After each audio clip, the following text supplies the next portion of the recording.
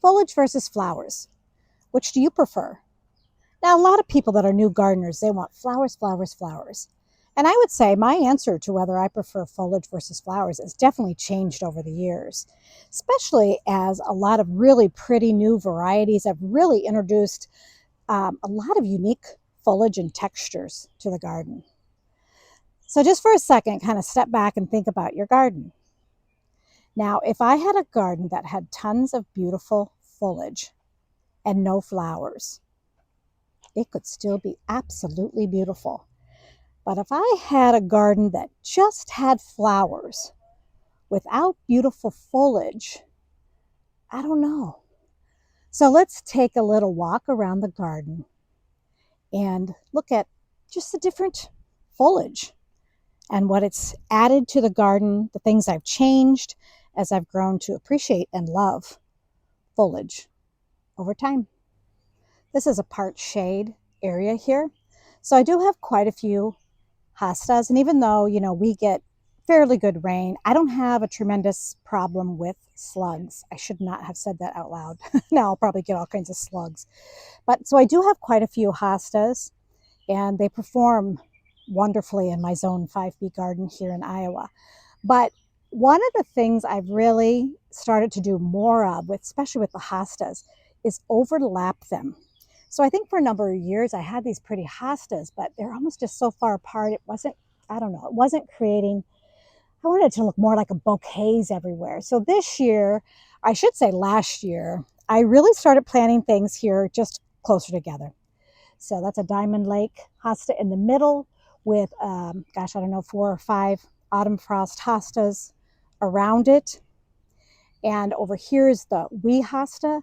I have planted pretty close to it. That is the Aurelia Sun King. And then I have the Sum and Substance hosta. I mean, maybe this stuff is too close together, but for now, I like how they play off each other.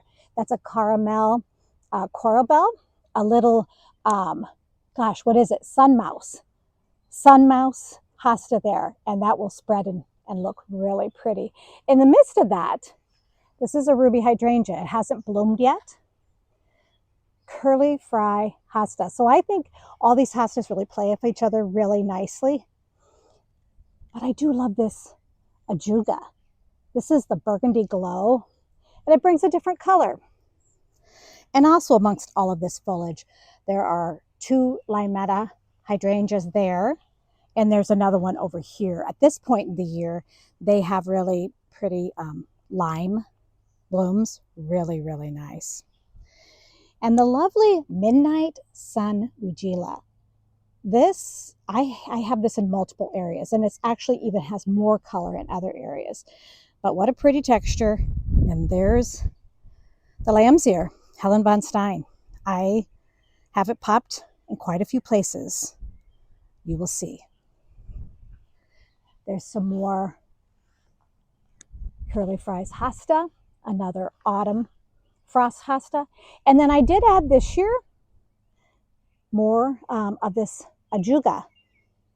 This is the Burgundy Aglow, I think is what it's called.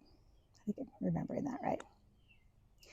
And we just started seeing the blooms of the panicles here. So those are Bobo hydrangeas right there. But before I leave this area, I do need to point out the boxwoods. Those are green velvets. And that is a very important backdrop. The deep colors of a green make a big difference amongst flowers. So lots of foliage and a little bit of flowers can be beautiful. Now, actually, even in these containers back here, I do have quite a bit of foliage with a few begonias. So in this space here, you'll see a lot of plants that are repeated. Now, I just have to I'm protecting these from the bunnies, but look at that. Caladiums. Isn't that just gorgeous? I think I need to leave that cage off and hope that they don't eat them, because I think it's starting to, create a funny shape. Look at that. Oh my God, it's so pretty. And again, this is corabelles. I think this is the I don't know, something like Pretty Pistachio. It's an older variety with some more perennial, Jack Frost. Actually, these hydrangeas over here on the left side rarely bloom, but I absolutely love the foliage, and I just can't get myself to remove them because they kind of have this, it's not like, compare it to a boxwood, it's like a limier green, and they just look so pretty. I think this year, I thought I saw like one bloom. Yeah, here we go. One bloom. These are, I think they're called, I don't know. Let's Star, it's an older variety. They don't actually make it anymore. They don't rebloom, but they are a beautiful foliage. And now we're getting into areas that actually I'd consider more sun. They probably officially are considered full sun, but the hostas here perform wonderfully. There's more of those curly fries, and even though they get afternoon sun, they are great here. This is Mudkinia. I'll put the name on there, but isn't that just the most beautiful? Oh, I have the name right here. Let's see. There it is. Mugdinia red-leafed. So isn't that beautiful? And even in the spring when it comes out, it has little red tints, and then that tint just gets more and more present as we reach autumn. There's some lady's mantle. Again, more foliage. That is the Corabelle cherry truffles. And there's actually some hellebore. Again, all foliage, and then I popped a few begonias back there. Some more jugula. And this heucherella over here is Copper King. Isn't that beautiful? It is getting a little scorched this year. We've had about 90 or above for over a month. And somebody, this is my beautiful Georgia peach, got a little chewed up there. So I got to work on that and help that come back to life. Again, more hostas. Look at that. This is the, is it the praying hosta? That is a beautiful hosta. So now we'll come around the corner here to an area I call the birdbath garden. I did make quite a few changes to this last fall, and I really am liking it. So again, more of the green velvet. Now, if you notice, those are bigger, and I actually did not get to trimming them in late spring and early summer because our weather just got too hot too quick, and you don't want to prune boxwood when it's hot. So they're going to have to wait until the fall. But there's some beautiful flowers in this space. But let's give a little love and credit to the Midnight Sun Vigila. Look at that beautiful color. Now, I actually went, after I had this in here, those are coral sedum. That's an annual for me. Underneath of them, I have 3, and it made such a difference. It kind of made that Vigila just pop there. But it's such an intriguing foliage. I really hope the growers come up with more and more unique foliage like this. And then right next to it, this is Lady's Mantle, and it did bloom with little yellow blooms above it, but now it is just foliage, and that will be the foliage for the rest of the year. So that's really pretty, kind of like scalloped foliage there as well. And foliage-wise, I really need to give some credit to sedum. So I have, I think, 4, 5 different plants of this little short sedum, bundle of joy, and then I think I have a little tag in here. Pure joy. Pure joy. Pure joy has a little more pink. Bundle of joy has a little more white. But, I'm hoping, this sedum kind of continues to spread and creates a good ground cover, for where I have full sun. It's a really great ground cover, really pretty foliage, even when it's not blooming. Now look, it's already starting to bloom. Crazy, way too early for that. And then I have some poor little Gomphrena there. They're just struggling. I might need to just pull them out because personally, I would just really like to have more sedum in that space. So now let's turn around and there's the tree down over there. It's our neighbor's house. This is the new garden bed. that I started a year and a half ago. So it's about, oh, I don't know, probably a fourth of it. I started it smaller, made it bigger, then made it bigger. So we will get to this garden bed, but let's turn over here first. So I guess I probably should start with the royal purple smoke bush. This is very large. This is about height-wise, twice as tall as me. And I will be pruning it soon. But it has phenomenal foliage. It's cloudy, but oh, there you can still see it. See the tips? They're red and they look like little hearts. I think I've said that on a different YouTube video, but I just love them. How cute they are. And there's what the blooms look like from earlier in the season. So I will be giving this a very big prune job pretty soon. When it puts out new growth, it's this beautiful red color. That's the new growth. Ah, who doesn't love that? Now I'm going to pull back from this area right here. There's quite a bit of different foliage in this space here. Look at the beautiful foliage here. That's a ruby smooth hydrangea, not yet blooming. And this, I'm going to have to put the name of this on here, this kind of grass. Hakakona? I'm not going to say it right, but it's beautiful. It's been there forever. I find that grass is beautiful, but it doesn't grow very fast in my area. And then, of course, we have some beautiful more caladiums in there with the hosta in that pot. I got to get a little closer because the fancy whites are taken over. Isn't that pretty? I'll put the name of that on the screen as well. So I got to make sure it gets its love there. With that coleus, again, foliage, foliage, foliage. Then there's more coleus back here, albrido and dipped wine. So that's albrido, that's dipped wine, and that is, doggone it, I should dream, something to do with dream. But those three will get pretty large as the season progresses. And they play really nicely off of the red. They really pull the red of the smoke bush. So I figured out why I wasn't seeing very many of that, because I found these down there. And looks like somebody just popped the leaf off. So I am going to use this deer and rabbit liquid fence. So I will spray here. I actually use the granules more often, but I got to protect those caladiums, and I can't put really a cloche on there. So it is what it is. I hope they can stay strong and beat out the critters. So now let's take a look at this newer garden area. And this is the area I think I need to do a little work and add more foliage. So there you see the midnight sunweed gila. That's really pretty. I think I have some nice different colors of green.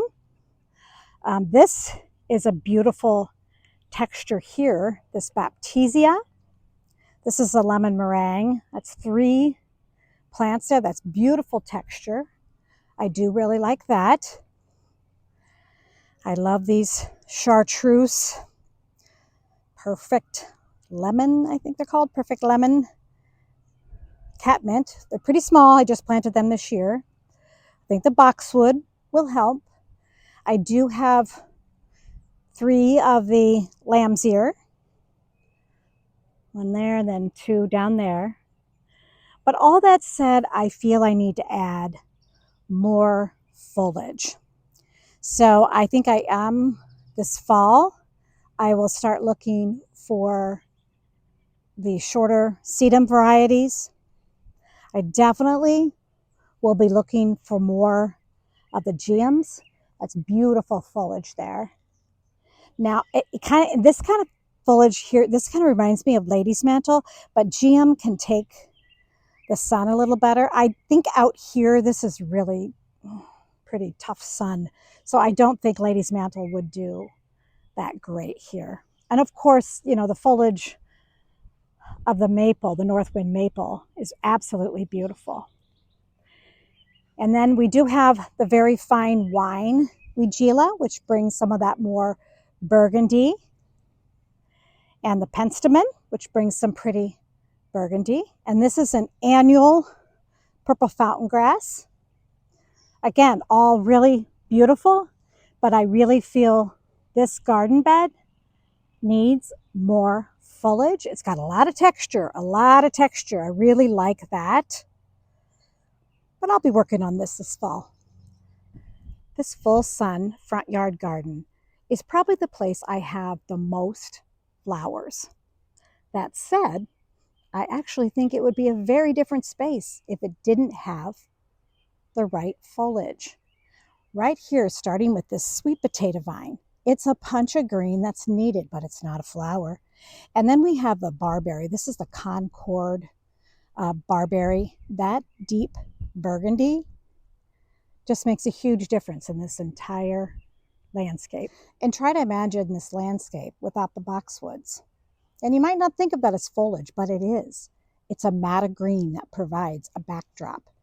With the peony leaves, the way they kind of like have these beautiful scalloped leaves, it just brings a texture, right? That's really kind of needed in our spaces. And a foliage that I think really made a difference in this front yard garden are the Glow Girl spireas. I have 3 of them. They're a chartreuse color, and they bring a very nice contrast to the other deeper green colors and the flowers.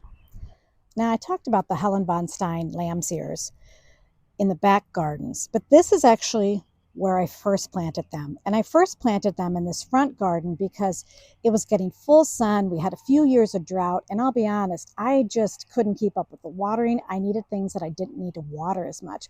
So I added lamb's ear, and I quickly realized just what a beautiful texture. And it kind of has that, a blue-gray, soft look to it. It's just a really beautiful foliage. But this is where it all started. And after I added the lamb's ear to this specific garden in the front, I quickly learned to add lamb's ear around my garden. Now, this other garden bed up here in the front really relies on foliage, texture, and color of the foliage. Yeah, there's definitely things that bloom, but there's a lot of time throughout the season where there's actually nothing that's really in major bloom. I mean, right now, there's not a ton that's in bloom. Yes, those are millennium alliums, and they will bloom, but they'll bloom for about probably 4 weeks. And when they aren't blooming, I'm relying on their nice, upright foliage. The coral sedum in front brings a pop of chartreuse, the Glow Girl spirea, another pop of chartreuse. Even the container in this garden bed, it's not flowers. This is the Bad Hair Day Mangabi. I just love it. I think it's awesome. It doesn't need to be watered too often. I don't have a hose source close to this, so it's perfect in this space. And what a beautiful texture and uniqueness it provides. And across the way here, this Golden Spirit smoke bush is the show a lot of the season. It's just so beautiful. The new growth is this bright chartreuse, and the older growth is darker green. But not just the color, but the leaves themselves, that texture just really provides, a lot of interest. Right below this smoke bush is just a really small garden space, but I changed it up quite a bit earlier this season. It had a lot of different perennials, and honestly, I thought it was messy. The foliage from the perennials just felt messy to me. So I removed a ton of things, and I added this beautiful evergreen, and it will get about 3 feet wide and 3 feet tall, and will look perfect under this standard smoke bush. So for the time being, I added annuals. So almost everything here around the bush is an annual. But again, you got that coral and that really pretty dusty miller look. This is a variety of dusty miller. Really pretty though. Good, nice little punch. I mean, if you look at this, the flowers, this is the meteorite showers flower, which looks great there. But the majority of this garden bed, it's not flowers. It's foliage. Thanks for joining me today. If you like this video, give it a thumbs up and maybe even subscribe. My next video is going to be about what is blooming in July, and I'll do a full garden tour, naming all of the plants. I hope you all have a fabulous day.